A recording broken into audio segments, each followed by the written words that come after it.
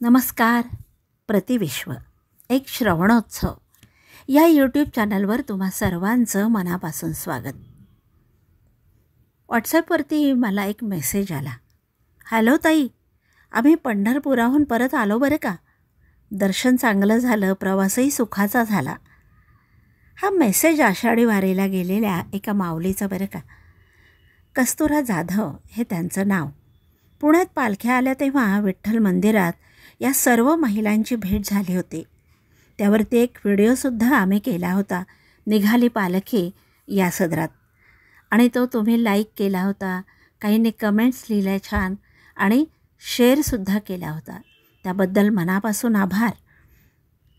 तर या माऊलीचा मेसेज वाचला आणि कानामनात R.N. पराडकर यांच्या आवाजातील संत तुकारामांचा अभंग ऐकू येऊ लागला. जातो माघारी पंढरीनाथा, तुझे दर्शन झाले आता. आषाढी एकादशीच्या दिवशी आम्ही आमच्या मुलाकडे अनुजकडे कर्नाटकात हासनला गेलो होतो.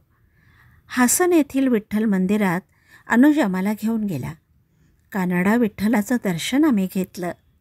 अतिशय सुंदर स्वच्छ मंदिर, छान फुलांची सजावट, विठ्ठल रखुमाईच्या सुंदर मूर्ती पाहून अगदी भान हरपलं.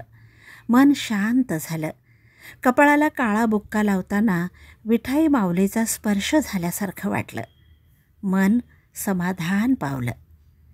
मनशांती, भावभक्ती, आनंद, समाधान म्हणजेच विठ्ठल रखुमाईना.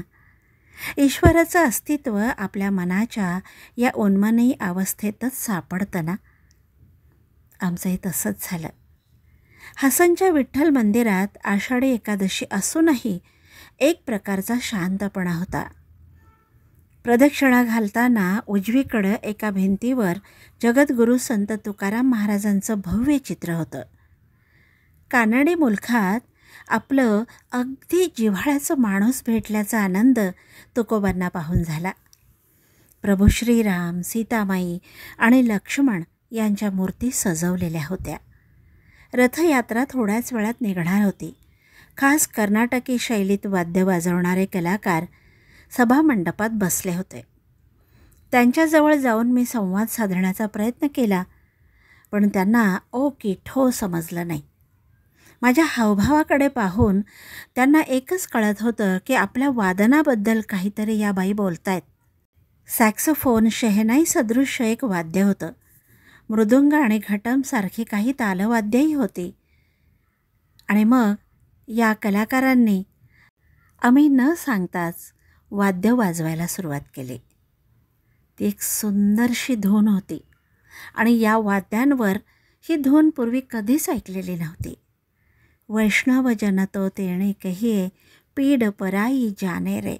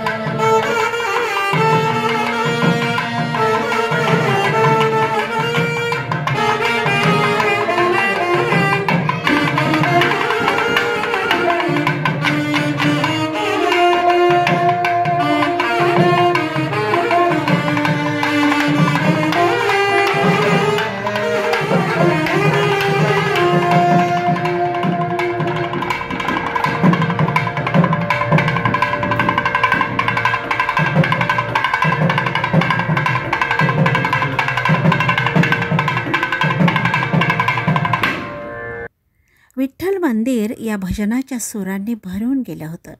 शब्दांची गरजच उरली नाही. भाषेचा अडसर दूर झाला आणि संगीताचे सूर सर्व काही बोलून गेले. आम्ही त्या कलाकारांचे आभार मानले आणि घराकडे माघारी फिरलो.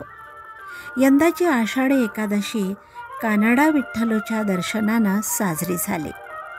संत तुकाराम महाराजांच्या या रचनेची आठवण झाली.